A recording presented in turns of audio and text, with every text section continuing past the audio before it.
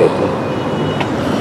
Alhamdulillahirabbil alamin wassalatu wassalamu ala asyrafil anbiya wal mursalin nahmaduhu wa nasta'inu wa nastaghfiruh fa inna asdaqal hadits kitabullah wa khairal hadi hadi Muhammadin sallallahu alaihi wasallam wa syarrul umuri muhdatsatuha wa kullu muhdatsatin bid'ah wa kullu bid'atin dhalalah wa kullu dhalalatin finnar.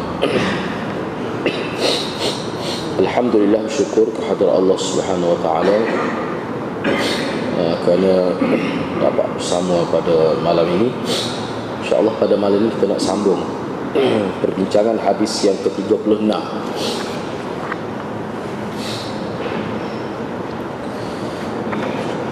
Yang mana pada minggu lepas kita telah bincang beberapa perkara sebelum kita pergi pada kesimpulan hadis. Beberapa perkara yang berkait dengan nilai pendidikan yang terdapat dalam hadis ini dan juga praktik yang telah diamalkan, contoh-contoh yang menjadi amalan di kalangan salafus salih kita sebelum ini. Yang mana pada minggu lepas saya telah sebut berkenaan dengan pandangan Ibn Khaldun dalam perkara yang berkait dengan pembelajaran.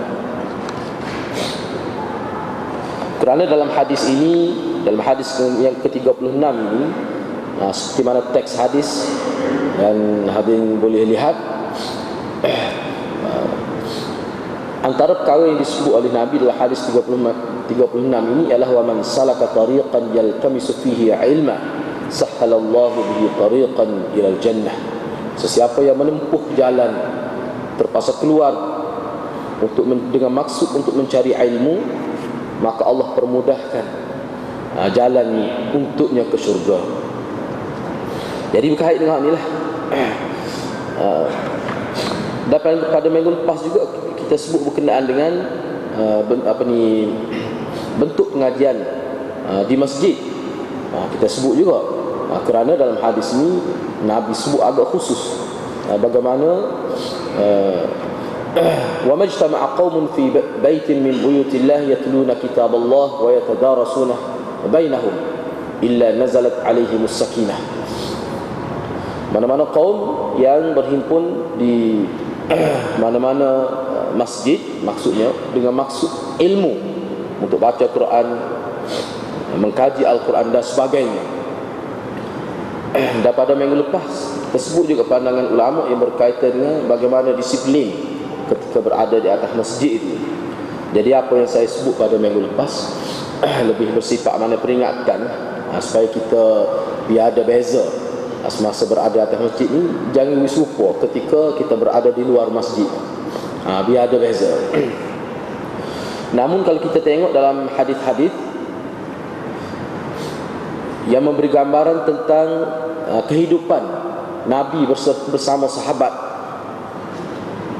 khususnya dalam masjid lah, kita tengok berlaku aktiviti dalam masjid. Berlaku aktiviti di zaman Nabi dalam masjid. Siapa ada dalam hadis Bukhari disebut bagaimana berlaku aktiviti menuntut hutang misalnya dalam masjid. Mana sahabat-sahabat yang bercakap. Jadi hadis-hadis umpama itu merujuk kepada mana keharusan, mana boleh siapa pun kat ni tak hutang. Cuma Nabi SAW tegur sahabat tu, mendidik sahabat supaya jangan jadi siapa bising. Mana kalau kita jumpa dengan awal hutang, kita boleh minta atas masjid. Hak tu tidak dikira mana kita bercakap dengan cakap ke dunia tu. Bahkan dalam semasa kita sebut, mana kalau kita mari ke masjid kita bercakap tak apa, tapi jangan mengganggu. Dan bercakap tu kerana keperluan. Walaupun benda tu nampak dunia bercakap, tapi kerana keperluan, ada kaitan dengan akhirat. Tidaklah maknanya kita jadi bermudah-mudah. Taksirnya jadi bermudah-mudah. Dalam istilah kita mana jadi tempat buah di masjid. Itu maksudnya. Sebab ada berlaku, memang dia tempat buah lah. Jadi tabiat, jadi adat. Yang ambil satu sudut, satu bucu lah kita kata, bucu masjid itu, memang duk buah. Kalau siapa tahu tu memang tak boleh. Memang jadi buah lah. Tapi kalau kita kecek bab agama, perbincangan, itu kita tidak istilah ke duk buah tu. Itu maknanya dari sifat muzakarah, berbincang tentang ilmu tu tak apa. Jadi kebimbangan takut jadi macam kelak buah pula di satu sudut masjid hatu tak sih. Jadi kau itulah perlu kena jaga. Kerana masjid ini tempat yang agak khusus, tempat yang khusus untuk ibadat. Jadi kita kena berhati-hati lah, berhati-hati. Bahkan dalam huraian ulama, kalau perbincangan dalam halaqah-halaqah kecil itu sendiri, kalau siapa mereka mengganggu orang semaya, itu pun tak ada.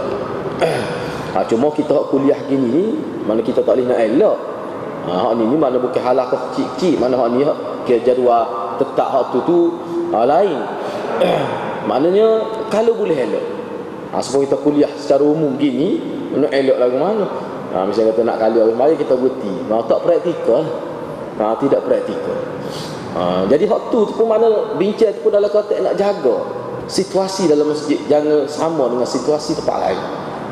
Itu maksudnya.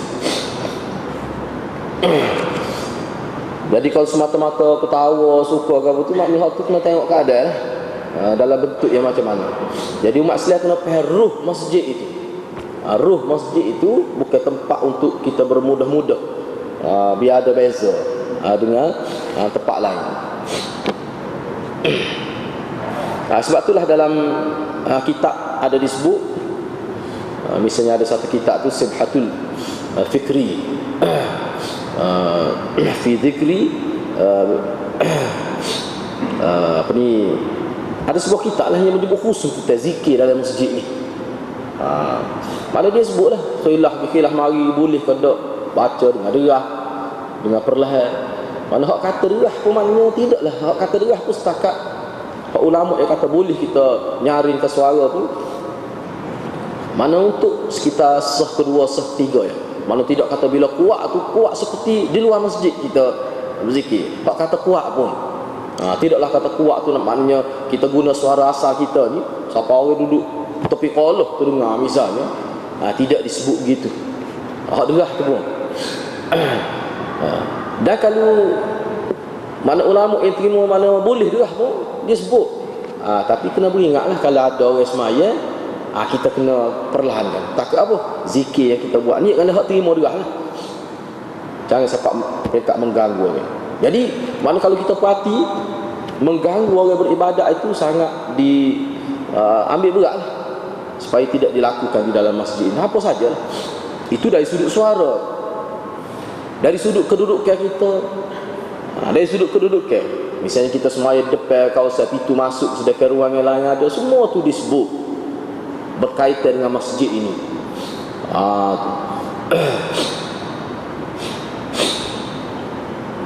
Jadi itulah seperti yang kita semua maklum, bahawa masjid ini suatu tempat yang khusus. Jadi kita kena perlu jagalah, kena adab dan disiplin. Baik, saya nak sebut sikit lagi malam ni berkait dengan keluar daripada rumah untuk mencari ilmu ini.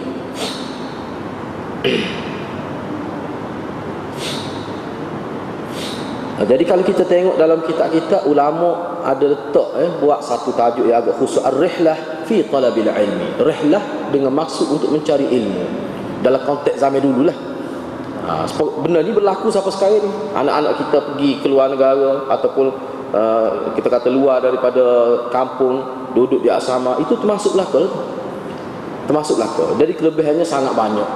Sanilah kelebihan anak, maknanya untuk dapat kelebihan ni perlu kita sedarkan anak kita dan sebagainya, kita sendiri, kita keluar menuntut ilmu dengan maksud kerana Allah itu, mana termasuk dalam hadis ni, man salaka tariqan yaltamis fi ilma sahalallah, mana boleh kelebihan, ketenangan, mereka akan dinaungi oleh rahmat Allah, mereka akan dilindungi, akan dikelilingi oleh malaikat, maksudnya mendoakan rahmat pada kita.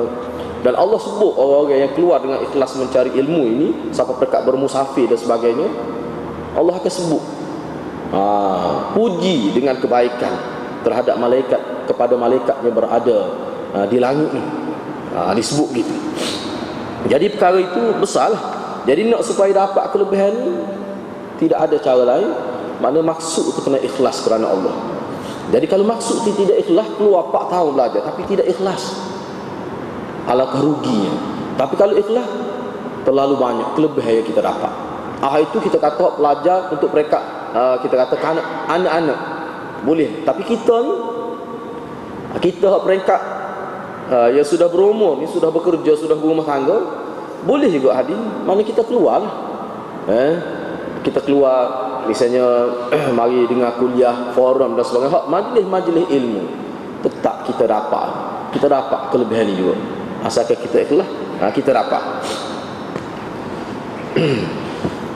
Cumanya dalam konteks ini ada ulama, misalnya Ibn Khaldun, dia buat komentar, dia kata sistem pembelajaran ini, jadi Nabi sebut agak khusus dalam hadis ini, keluar mana ada berlaku perubahan tempat itu, ada berlaku perubahan tempat untuk menuntut ilmu.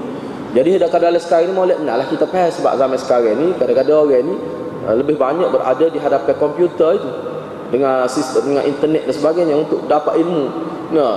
Kerana maklumat berada di hujung jari anda kan. Jadi apakah waktu tak boleh? Waktu boleh. Cuma Ibn Khaldun dia buat komentar, dia kata belajar dengan cara talaki, mana menatap wajah guru itu, itulah hak asal, dan hak tu dia ada kelebihan yang khusus. Misalnya kita dengar, kita tak pergi tempat kuliah, cuma kita dengar melalui YouTube ataupun dengar kaset, dia tidak sama. Dia tidak sama dengan kita dengar sendiri direct daripada mulut guru itu. Sini yang saya ambil kenyataan Ibn Khaldun ini, tokoh masyarakat, melihat kepada fenomena yang berlaku di kalangan ulama dalam bentuk pencarian ilmu ini. Ini kata-kata Ibn Khaldun. Bahkan ulama lain secara umum disebut sini, dikata kalau anda melihat dalam mana-mana kitab lah, khusus dalam bab pendidikan ni, yang mendedahkan bentuk pendidikan secara Islam, anda akan dapati banyak contoh-contoh. Bahkan untuk belajar itu, dia memerlukan masa lama yang diambil oleh ulama, itu menjadi kebiasaan bagi orang alim. Bahkan kelebihan berkelana, keluar daripada kampung halaman, bahkan setengah-setengah ulama menjelajah dari satu benua ke satu benua, dia sesuai dengan zaman mereka lah. Maka itu mempunyai satu kelebihan yang khusus yang boleh mengangkat, jadi dia berasa bernilai ilmu tu. Kata ada setengah-setengah ulama sebut dia ingat tu jadi kuat, sebab dia pergi tu cari melalui kepayahan, dia ingat luar biasa, dia jadi ada makna malakah, dia dalam tu jadi faham secara mendalam. Ada juga ulama sebut itu kesal dia, anaknya kesal. ولهذا فقد عقد ابن خلدون في مقدمته fasal yang ke-33. Jadi Ibn Khaldun ada buat komentar dalam fasal yang ke-33 dalam muqaddimah Ibn Khaldun. Dia ada sebut dengan tajuk gini, dalam muqaddimah Ibn Khaldun dia sebut khusus, ar-rihlatu fi talab al-ulum wa liqa' al-masyikhah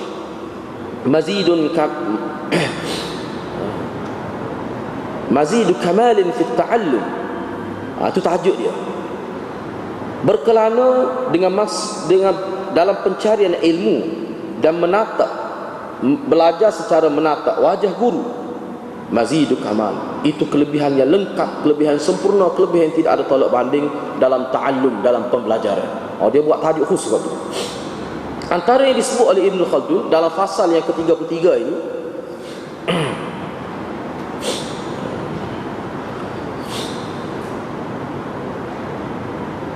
mana kalau belajar dengan ramah guru, pergi cari guru. Mana kita pelajar pergi cari guru dengan ramah guru, akan ada malakah, akan ada satu kekuatan.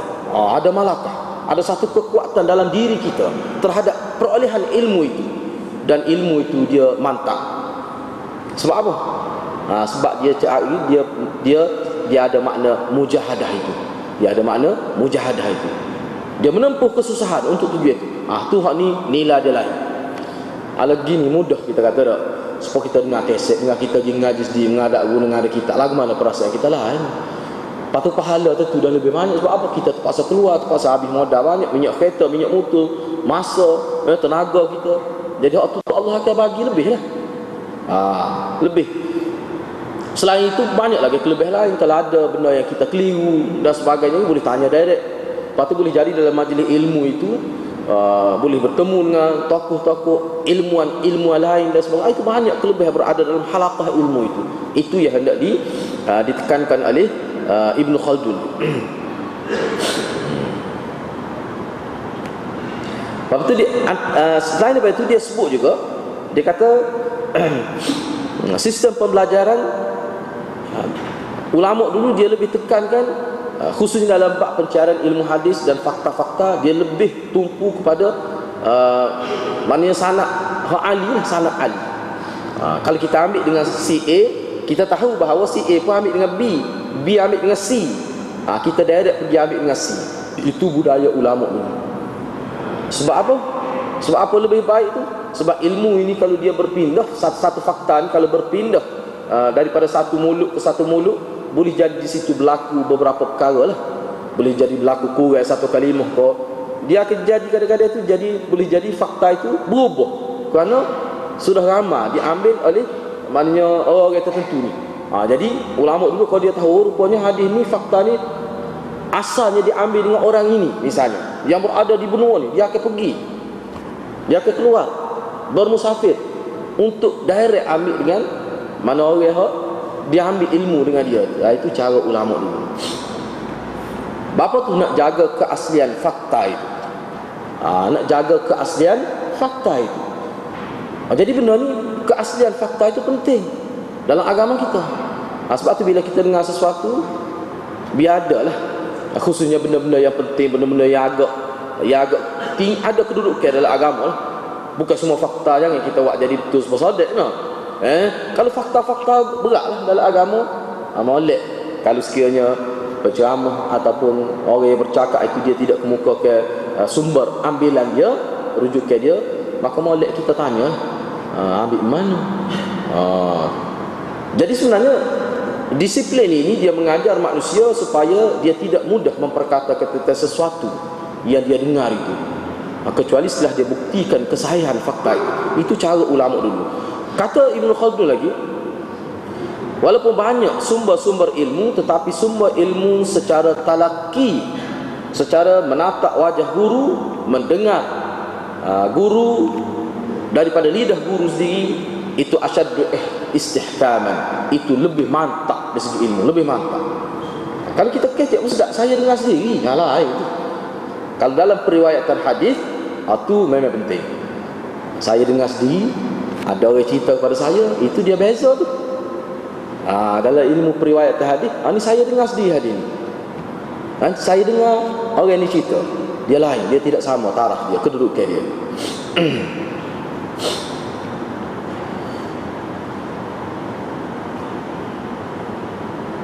Okey, baik. Dalam hadis ni juga kita nak lihat juga dari sudut saya sebut pada minggu lepas bagaimana cerita Sayyidina Umar.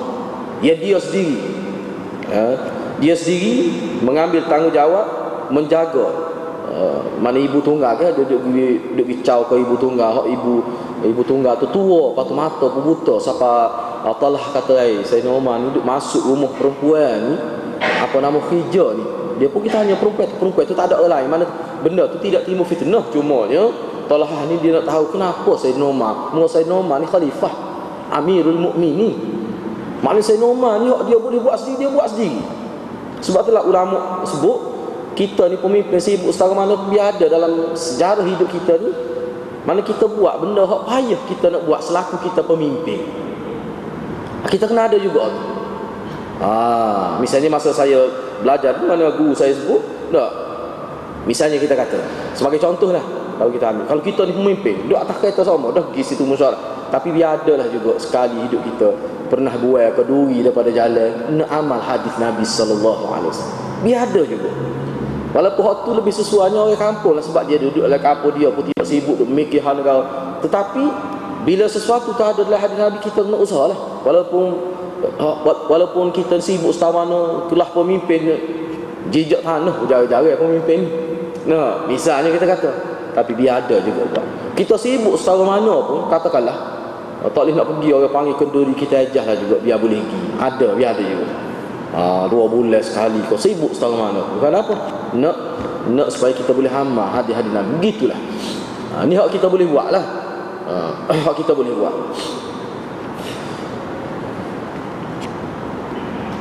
Begitu juga dalam konteks ni.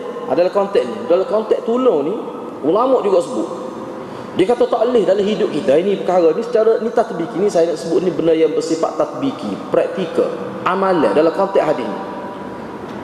Misalnya dalam kehidupan kita sekarang ini pandangan ulama. Jadi saya nampak ni memang sangat baik idea ni. Dia kata hidup kita sekarang ni biada kita buat satu benda paling kurang kita buat tu bukan kerana duit, tapi kita buat secara percuma. Kena ada. Misalnya kita kerja sebagai guru, gaji 3-4 ribu, kita kata tu tak apalah, tu maknanya kalau kita ikhlas kita dapat pahala juga. Tapi dia ada satu kerja dengan maksud kita buat ni, kita tidak mengambil kira langsung. Buat duit ni betul-betul kerana Allah tu, dia ada tak kira lah apa saja. Sebagai apa? Sebagai nak tampung kalau ada kekurangan terhadap niat kita, mungkin dia akan berlaku gangguan niat kita tu. Sebab hak ni kerja kita dapat duit, mesti dia ada gangguan. Jadi hak ni kira sebagai nawafil lah. Hak tu mesti ada juga, tak kira lah apa saja tu. Sebab apa? Kenapa tu ulama sebut gitu? Nak ajari kita jangan terikat dengan dunia ni. Jangan terikat dengan dunia. Sebab kalau terikat dengan dunia, lama-lama jiwa kita di dunia bila melekat. Bila sebut lekat ni, dia beza dengan terlitah jari-jari. Istilah kata terikat hati, terlekat hati dengan dunia. Siapa terikat hubbud dunia, tu berat. Kalau tu berat, kalau siapa tahap tu berat. Terlitah jari-jari nak ke dunia, teringat pada harta, tu normal lagi, itu biasa lagi. Tapi kena ingat, benda tu kalau kita tidak jaga, dia jabat siapa satu peringkat, kita jadi saya pada harta, siapa cinta kepada dunia, yang menjadi titik tolak pada kemusnahan manusia. Cinta pada dunia. Jadi benda tu kena jagalah. Jadi benda-benda gitu sebenarnya pada dah tu. Tidak tasawuf lagi kau tahu tu. Tidak tasawuf lagi kau tahu tu cara Nabi ajar. Lebih pada tasawuf tu. Sebab tu walaupun tidak bubuh nama itu pun tu benda yang disebut. Kalau kita kata zuhud dan sebagainya Nabi ajar, padat dah. Sukat tay paling lengkap dah Nabi ajar kita. Misalnya sahabat Nabi. Ramai sahabat Nabi kita tengok dalam sejarah. Dia kata saya ni kerja ni, ramailah sahabat Nabi jenis saya ni kerja ni kerja sampingan ni bukan untuk kegunaan ni, untuk sedekah. Nak cari mana manusia yang sanggup buat lagi. Dia ada dah kerja untuk keperluan keluarga dia, hidup dia. Tapi dia ambil satu pekerjaan lain dengan maksud khusus supaya dapat duit untuk di khairat, di derma. Sahabat ramai. Dia kata ni kerja ni kerja untuk sedekah. Boleh duit untuk sedekah. Tu. Jadi maknanya sahabat ni begitu sikap dia. Jadi molek benarlah kita, misalnya kita apa sajalah kita buat. Kalau dalam bab masjid ni seperti contohnya Abu Bakar ni pernah perah sendiri. Perah ambing susu binatang ternak tu untuk bui kepada tetamu dan sebagainya. Padahal dia ada khadam dia ada pembantu dia. Tapi dia buat sendiri. Dia ni khalifahnya ganti Nabi. Sayyidina Umar tu kira-kiranya di segi istilah tidak khalifah, dah Amirul Mukminin sebab dia khalifah Abu Bakar. Mana Abu Bakar dia sebagai khalifah ganti Nabi direct sebab Nabi Abu Bakar. Dia pun ada buat lagu tu. Sebab itulah hamba dia maknanya sayang kepada dia. Dia tengok Abu Bakar khalifah sendiri gitu. Sebab kita dan ingat misalnya kalau mari di rumah, kalau kita ni sebagai pelanan tinggi ke atau pemimpin masyarakat, kita sendiri waktu jom nyedan. Jadi benda-benda lagu tu lah kena ada juga. Kerana ini amalan para sahabat radhiyallahu anhu. Tidak besar ke diri. Jadi apa tu? Nak tolong. Padahal dia ada pembantu rumah. Dia nak tolong pembantu rumah dia. Nak tolong kita kata ya orang yang berkhidmat kepada dia. Dia buat gitu.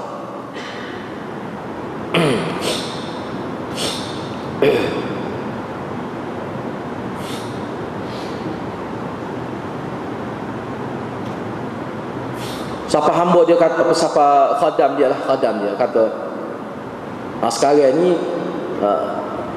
lepas ni bol lah. Kalau kita katakan lepas ni bol lah, purahnya biar saya lah, purah susu kambing ni. Saya nak kata tak apa, saya berharap Allah tidak akan ubah perangai saya tu. Tengok Abu Bakar kata, saya harap Allah tidak akan ubah perangai saya untuk tolong orang. Tu kata Sayyidina Abu Bakar. Dia nak tolong khadar dia. Sebab kita kalau ada pembantu rumah, jangan kita bebankan dia siapa lelah jelek dia, kita kata tak, biar kita ada bantu dia. Siapa Sayyidina Abu Bakar kata lagu tu, aku berharap Allah tidak akan ubah sikap aku ni, hak suka tolong orang walaupun khadam dia ni khalifah. Ini dalam bab tolong. Sebab apa bila kita tolong orang ni, sebab dia kelebihan lah, kerana kelebihan itu besar sangat kelebihan.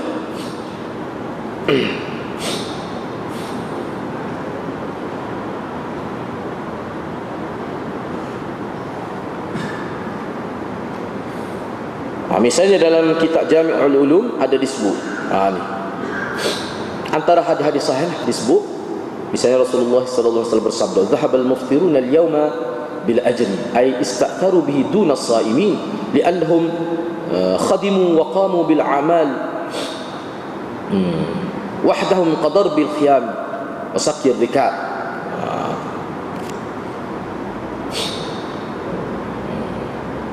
Nabi pernah sebut, hari ini mana orang yang tidak puasa dapat pahala lebih. Sebab apa? Sebab dia bantu orang yang berpuasa. Ada disebut gitu. Kenapa? Ulama pun sebutlah. Apa Nabi sebut itu? Dia tak puasa tapi dia dapat pahala tu banyak. Dia dapat pahala banyak. Dia dapat buat, kita kata dia dapat ambil pahala begitu banyak dalam keadaan dia tidak puasa pun, tapi dia berkhidmat pada orang puasa. Dia beri makanan kepada orang berpuasa. Tu. Kadang-kadang kita ambil pahala melalui puasa kita. Nabi nak ayatnya bahawa cara nak dapat pahala redha Tuhan ni dia banyak. Kat kita ni tidak puasa sama, dengan Nabi pun tidak puasa sama. Jadi kalau kita puasa kita dapat pahala puasa. Ni kalau kita tak puasa, kita tahu ada orang puasa, kita bagi makanan dia, kita tolong dia dan sebagainya, kita dapat pahala besar lah. Walaupun tidak disebut boleh semua pahala orang puasa tu, tapi besar pahala. Ini sebenarnya adalah merupakan praktik tolong orang. Apa naknya hidup kita ni biar dalam satu hari 24 jam itu kita ni banyak tolong orang. Nak biar jadi masa tu banyak bersifat tolong orang. Hak tu. Ini cara Nabi. Sebab tu dia dedahkan bentuk tolong tu dalam bentuk yang unik. Bukan menjurus pada satu-satu perbuatan saja. Apa saja yang kita boleh buat, kita buat. Kalau bersifat tolong orang, maka Allah akan sentiasa tolong kita, bergantung sejauh mana kita tolong orang lain itu. Itu dari segi praktik hadis ni lah. Apa sajalah. Misalnya paling mudah, kita ambil. Misalnya kita nak parkir kereta, kita ambil kira selalu. Kau tu orang mudah, ambil kira selalu. Takut menyusah orang nak tubik. Kita letak selipar pun, kita tidak pijak selipar, semua tu mengambil kira. Tidak terasa menyakiti orang. Menyakiti orang. Mana dia ada makna tolong lah. Kita tolong supaya orang jadi mudah misalnya. Ni kalau tidak jadi mengganggu kan.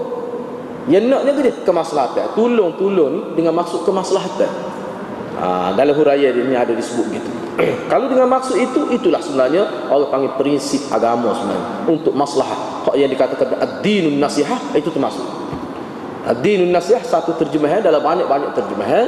Ad-dinun nasihah dengan erti agama itu inginkan kebaikan kepada orang. Itu salah satu terjemahan. Dan masa saya belajar hadis dulu, untuk guru saya kata ini antara terjemahan yang terbaik dalam nak menghuraikan ad-dinun nasihah. Agama itu inginkan kebaikan. Sama ada dalam bentuk buis halal, ikutlah apa saja, buat duit daripada jalan, dia merujuk pada nak kebaikan lah. Dia merujuk pada nak kebaikan lah. Jadi asas agama ni duduk situ.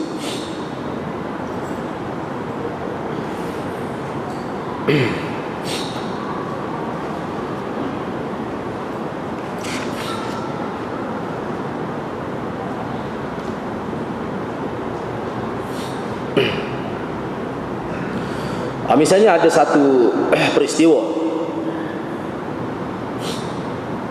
Su'ila Ibnu Abbas, pernah Ibnu Abbas, yakni Abdullah Ibnu Abbas ditanya, ayul ilmi afdal? Qala zikrullah wa ma jalasa qaumun fi baitin min buyutillah yata'atawna fi kitaballah fima bainahum wa yatadarasunahu illa azallatuhumul malaikah bi ajnatiha.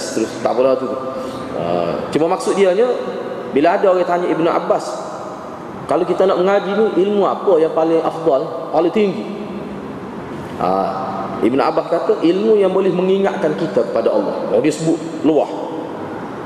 Tidak mesti zikir la ilaha illallah, apa saja ilmu luah lah, asalkan dia ada makna zikrullah. Ingat tu, belajar sains tapi guru tu pandai. Sebab guru ni terdidik cara dia mengajar sains menyebabkan kau ingat pada agama dengan sains itu termasuk zikrullah juga tu. Termasuklah tu. Apa saja. Lepas tu dia sebut hadis ni, dia sebut mafhum hadis ini. Bila disebut gitu dia sebut hadis ni Ibn Abbas, maknanya dia berdalil pada hadis ni. Kalau ayatnya kelebihan, dia guna kelebihan. Sebab apa kata Ibn Abbas? Kerana orang yang mari belajar ilmu agama di masjid ni sebenarnya jadi tetamu Allah secara khusus, kata Ibn Abbas. Gitulah. Jadi banyak lagi benda-benda lain, perkara-perkara lain, fakta lain tu. Jadi waktu tu mana hati-hati tak boleh tengok lah. Sebab kalau kita nak ambil semua tu panjang sangat lah tu. Dalam bab ni banyak kenyataan. Sebab tu kitab ni dia petik dalam banyak kitab ni. Dia buat mari kenyataan dalam banyak kitab, mana dia rujuk ni sakit benar lah ni. Untuk nak tunjuk pada kita bagaimana praktik hadis ni di zaman sahabat, di zaman salafus salih kita dulu.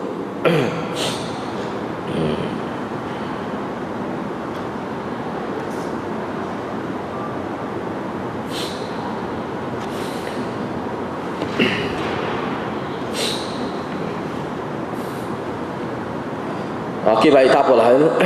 Kita terus nak pergi pada kesimpulan hadis. Mudah-mudahan hadirat boleh faham kepada hadis ini.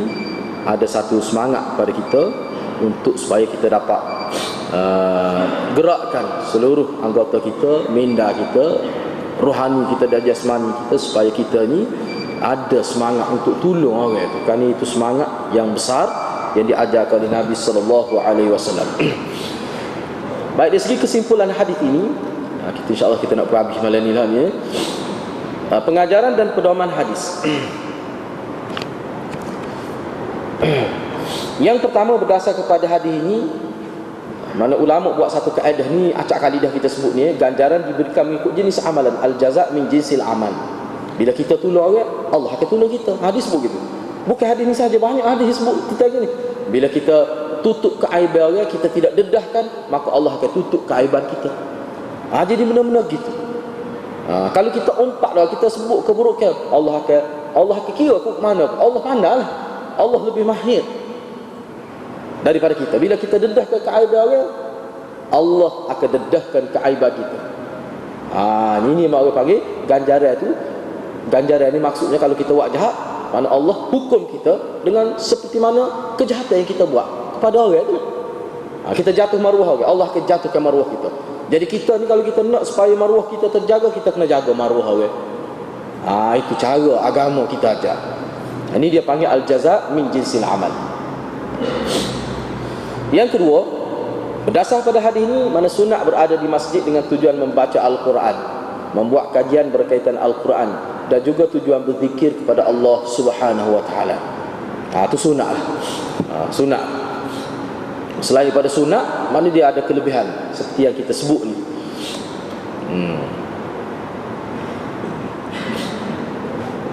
Yang ketiga, amalan merupakan asas perbezaan darjat dalam Islam dan elemen yang menentukan tinggi atau rendah kedudukan seseorang di hari akhirat.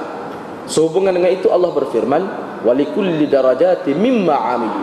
Bagi setiap kedudukan itu dia bergantung, setiap tahap manusia dinilai berdasarkan apa yang mereka lakukan. Suratul Ahqaf. Jadi pembalasan baik dan buruk tidak ada kaitan langsung dengan keturunan dan pangkat di dunia.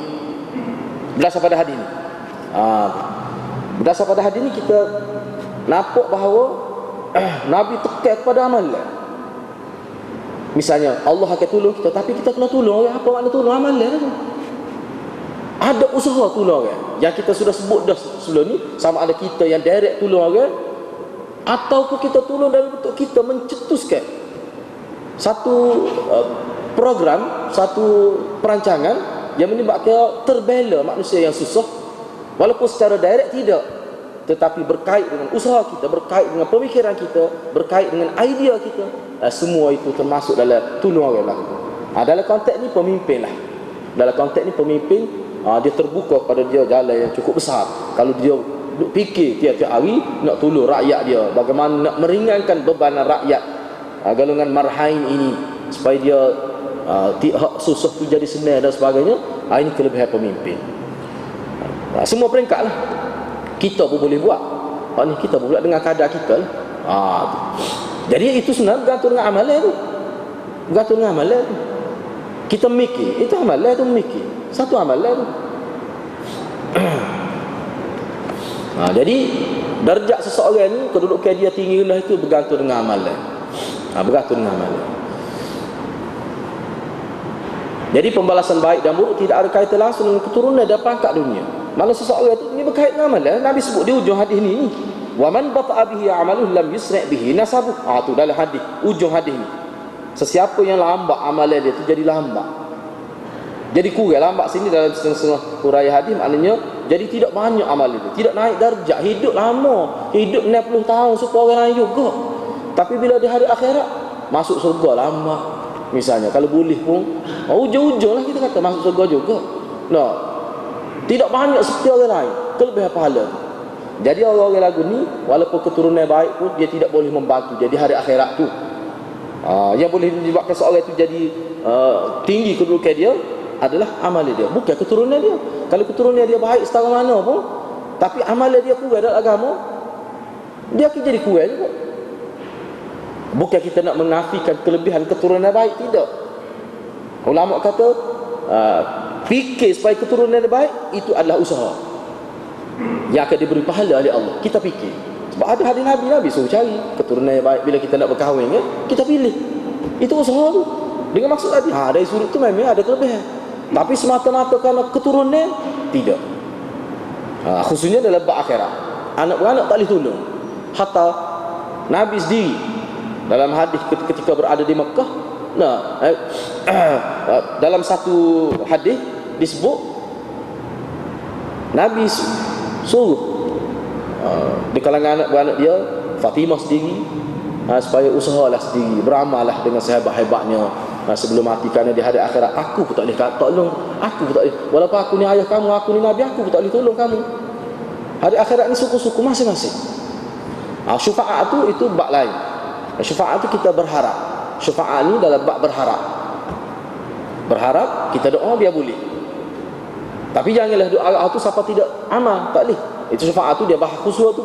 Itu dari konteks lain. Waktu tu harapan. Walaupun dalam hadis sebut nak dapat syafaat Nabi ni ada syarat-syarat dia. Nak dapat syafaat Nabi bukan semata-mata berharap, tidak. Sebab tu ulama kata nak dapat syafaat Nabi dia berkait dengan amalan kita juga. Usaha dah buat, tiba-tiba tak cukup kita kata. Tak cukup. Tu baru boleh syafaat. Ni tak buat amal langsung. Kita rasa berdasar pada hadis tidak begitu perbincangan berkenaan syafaat ni. Dia berkait dengan amalan juga. Kita usaha buat, tiba-tiba tak cukup kerana kelemahan dan sebagainya. Tu. Asasnya begitu. Tetapi boleh berlaku nak tolong tu kita tidak tahu sebab seseorang manusia itu Allah tolong, hakikat dia sebab apa, jiwa dia macam mana, itu kita serah pada Allah Subhanahu Wa Taala. Ni kita bercakap dalam konteks zahir. Dalam konteks zahir. Seterusnya mana sunat bergaul dan bermulazamah dengan ahli ilmu, dan begitu juga serius menuntut ilmu dalam apa jua bentuk sekalipun asalkan ianya tidak bercanggah dengan tata cara Islam. Maknanya sunat mana kita bergaul, berkawan, hidup mulazamah ni, hidup bergaul dengan lama lah. Kita mengambil masa duduk dengan orang alim tu, bergaul dengan dia, buat hubungan dengan dia. Kita fikirlah macam mana nak buat tu. Manusia tahu kerana Allah bekalkan akal kepada dia, tahu bagaimana dia cara dia nak berapat, nak supaya hubungan itu baik dengan ahli ilmu. Itu manusia boleh fikir cara tu. Jadi usaha ke arah itu tu mana satu sunnah, sunnah besar tu. Jadi menuntut ilmu ni dalam apa cara sekalipun kalau tidak bercanggah dengan tata cara Islam tak apa, boleh. Asalnya sunat melepaskan seorang Muslim dari cengkaman orang yang zalim. Mana kita lepas, mana ini satu bala lah sebenarnya bila dia terikat dengan orang zalim, dari cengkaman orang yang zalim. Kita usaha lepaskan dia. Ini dalam bab tolong lah, dalam bab tolong. Allah akan berdasar pada hadis ini, Allah akan lepas kita daripada kesusahan di hari akhirat itu. Begitu sekali besar ni. Sunat bagi orang yang berkemampuan menanggung bebanan orang yang susah. Kita berkemampuan, kita tanggung beban orang yang susah. Orang yang susah, ini sunat. Itu maknanya. Tapi kadang-kadang dia boleh naik ke peringkat wajib. Hukum ni kadang-kadang dia tidak tetap. Walaupun benda tu asalnya sunat, tolong tu sunat, tetapi dalam keadaan-keadaan tertentu dia boleh jadi wajib. Misalnya tak ada dah orang lain, kita saja boleh bantu dia. Orang kaya tidak ramah. Susah tu siapa perekat maknanya yang berkait dengan asah lah. Asah kehidupan. Makan. Nak makan tak boleh. Ini berkait dengan asah. Kalau siapa tahap tu memang berdosa, wajib tolong. Tak boleh. Kalau siapa tahap tu. Sebab hukum tolong ni walaupun tak asahnya sunat, tetapi dalam situasi-situasi tertentu dia jadi wajib. Misalnya siapa tak boleh nak pergi belajar ni, tak ada duit nak pergi belajar, enggak belajar lah ni, kok mana pun duit, minyak motor, minyak kereta, buku, nak makan dan sebagainya. Kalau ada orang umat Islam jiran ni siapa tertahan nak tuntut ilmu kerana benda-benda gitu, dalam keadaan ada orang kaya, dia tahu, dia tidak bantu, itu mana dikira dia dosa besar. Mikulah dosa besar. Dosa besar kalau siapa tahap tu. Begitu juga dalam bab makan minum, siapa misalnya ni saya kita ambil ni paling teruk lah. Misalnya bab menutup aurat, misalnya rumah jadi terdedah aurat, rumah tu buruk sangat misalnya, dalam keadaan ada orang kaya tapi dia tidak bantu, dalam keadaan tu siapa mereka hak asas, tu tak boleh, jadi wajib. Jadi wajib. Jadi kena tengok keadaan, hukum ni pun kena tengok keadaan juga. Tapi asalnya maknanya sunat lah, asalnya begitu, tapi boleh jadi wajib, tengok keadaan. Sesiapa yang menyelesaikan kesusahan seseorang muslim dan juga terlibat menghilangkan kesusahan tersebut dari mereka, maka Allah akan menghilangkan kesusahannya pada hari akhirat, dan dia akan mati dalam dia akan mati mana dalam agama Islam. Ini berdasarkan kepada sabda Nabi sallallahu alaihi wasallam, nafasallahu anhu qurbatan min qurabi yaumil qiyamah. Mati dalam agama Islam ni maksudnya terjaga, dia mendapat taufik Allah Subhanahu wa taala. Siapa disebut gitulah. Jadi di sini dua perkara, menyelesaikan kesusahan seorang muslim dan juga terlibat menghilangkan kesusahan. Ini dua perkara yang berbeza. Menyelesaikannya makna kita sendiri secara langsung, kita sendiri hulu ke hilir nak selesai masalah orang, kita sendiri. Atau sah. Yang kedua, dia terlibat, dia jual telefonnya, dia jual minta je, tapi dia tidak pergi tolong secara direct orang susah tu misalnya, tapi dia ada usaha dia. Tu boleh, kelebihan tu dapat sama tu. Kita usahanya telefon, guna telefon. Maknanya hadis ni, ayatnya kita ni susah setara mana pun kita boleh tolong orang ni. Allah ada nilai belaka di sisi Allah walaupun dengan guna telefon. Tolong kawan tu gini tak apalah. Awak bagi dulu ke dia, misalnya ada berlaku lah ni pengalaman kita kan. Susah, dia telefon kepada kedai runcit tu, tolong bagi berah ke rumah mana anak yatim tu misalnya, sebagainya. Lepas tu mari ambil duit dengan saya lah kira-kira ni. Ataupun ikutlah apa sajalah, walaupun dia tidak tunjuk muka dia, kadang-kadang lebih baik lagi begitu. Jadi maknanya agama Islam ni makna mudah, ruang yang untuk buat baik ni terbuka luas, sangat luas dalam agama Islam. Nak kita faham sekarang, dianggap baik perbuatan seseorang yang menyembunyikan kesalahan yang dilakukannya dan diiringi dengan taubat kepada Allah Subhanahu Wa Taala. Dianggap baik, bukan sekadar dianggap baik lah. Bahkan dalam hadis disebut berdosa orang yang buat kesalahan secara sembunyi kemudian dia dedahkan, macam sahur lah, macam berbangga. Kalau tidak ada niat tu pun tak boleh. Dia buat kesalahan dan keadaan orang tidak tahu, kemudian dia dedah royak ke orang, tak kira lah maksud apa royak tu, tak boleh menyebabkan orang tahu. Ini termasuk dalam hadis golongan muzahirun. La'anallahul muzahirin wal muzahirat, itu mana Allah laknat lelaki yang buat dosa dalam keadaan orang tidak tahu, kemudian dia hebohkan kepada orang. Begitu juga mana-mana perempuan buat dosa yang tidak diketahui oleh orang, kemudian dia hebohkan benda tu, itu mendapat laknat Allah. Tak boleh.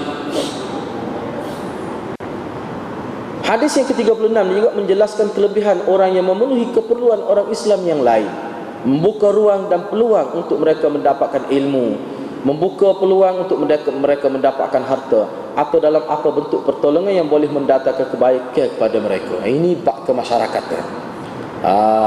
Ini dalam bab kemasyarakatan dia nak ada watak-watak sebegini. Kita kena lahirkan ramai watak-watak yang mikir terhadap masyarakat ini, barulah masyarakat itu boleh membangun. Kalau dalam satu kampung tu ada 2-3 orang je hak mikir lagu ni pun tak apa dah. Dalam satu kampung, satu qaryah ni hak gini fikir lagu ni. Jadi mikir pada masyarakat. Ni kalau dalam kampung kita tak ada seorang tu lagu ni, itu masalah. Masyarakat kampung kita tu bermasalah. Kampung kita tu bermasalah.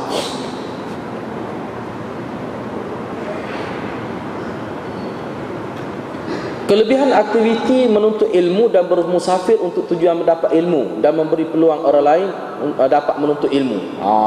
Ni disebut dalam syarah-syarah hadis lah. Dalam hadis ni ayatnya kelebihan menuntut ilmu dan bermusafir, yakni pergi meninggalkan kampung halaman untuk tujuan mendapat ilmu, ataupun kita memberi peluang orang lain untuk dapat ilmu, menuntut ilmu. Mana kita support pelajar-pelajar, kita bantu dia dari segi keuangan, kita beli kitab untuk dia. Ini satu kelebihan yang luar biasa lah. Boleh. Jadi benda ni kita kena hidup dia punya budaya ni. Maknanya luas sangat lah, luas sangat untuk dapat pahala ni, luas sangat. Asalnya kelebihan memberi hutang dan memberi tempoh pembayaran kepada orang yang dalam kesusahan. Berdasar pada hadis, hal ni tidak khusus lah. Hadis ni tidak khusus tentang hutang, tapi dia dalam hadis lain nak kaitkan dengan hadis ni, kita memberi hutang kepada orang itu sendiri, walaupun hutang tidak boleh percuma, boleh pahala. Berdasar pada hadis lain, termasuk tolong juga. Sebab kita pun tak banyak juga kalau kita main duit saja, kita nyaya juga kita. Kita pun bui dalam bentuk hutang. Bui hutang sebenarnya adalah satu bentuk pertolongan. Dan yang lebih besar lagi, ada disebut dalam hadis yang khusus, kita bui tempoh dia agak luas sikit untuk tempoh dia bayar hutang. Kalau kita nampak dia tak apalah bayar minggu depan, tak apa biarlah. Itu maknanya kita bui tempoh pada dia. Itu juga adalah satu bentuk pertolongan juga. Mana luas pertolongan. Orang yang paling dekat kepada Allah Subhanahu Wa Taala ialah yang paling tinggi imannya dan yang paling banyak amalannya, dan bukan yang paling baik keturunannya. Berdasar pada hadis ini, syarah-syarah dia buat kesimpulan, orang yang paling dekat dengan Tuhan, orang yang paling tinggi imannya. Kita kena ingatlah dalam ahli sunnah wal jamaah, iman manusia ni, ulama kata dia sinoni dengan amal. Amalan manusia ni bertambah dan berkurang bergantung pada amalannya. Sebab tu setengah-setengah ulama sebut lalu iman adalah amal, sebut gitu lalu. Sebut haji Arafah, gitu lah.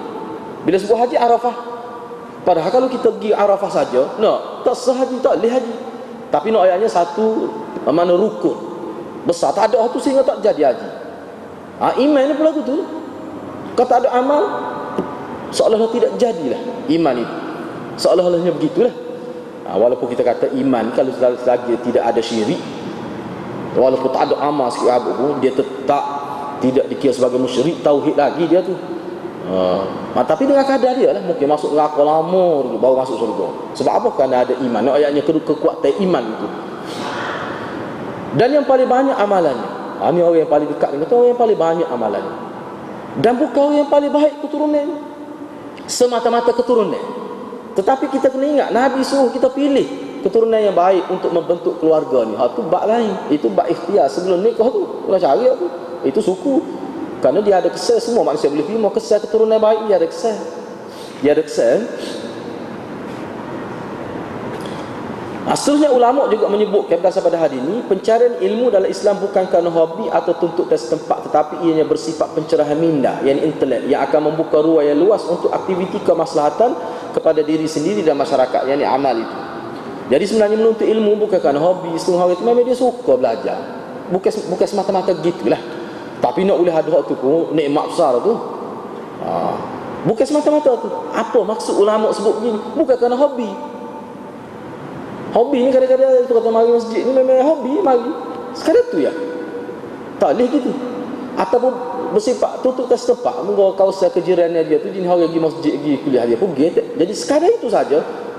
Itu rendah tu kedudukan dia. Bahkan tetapi ia bersifat pencerahan minda, yang intelek, nak supaya kita berkembang. Pencerahan minda ni kita kata apa dia? Kita kata dia nak biar berkembang lah. Sebab Nabi SAW ini dengan ilmu yang diberi ni, dia nak apa? nak merubah hidup. Ilmu ni dia nak merubah hidup kita. Itu tujuan ilmu. Apa maksud bila kita kata boleh ilmu nak merubah kita? Apa maksud? Maknanya kita jadikan ilmu tu sebagai pencerminan biar kita nampak benda buruk, benda tak baik, benda yang tinggi kerugian, benda yang dah dengan ilmu itu.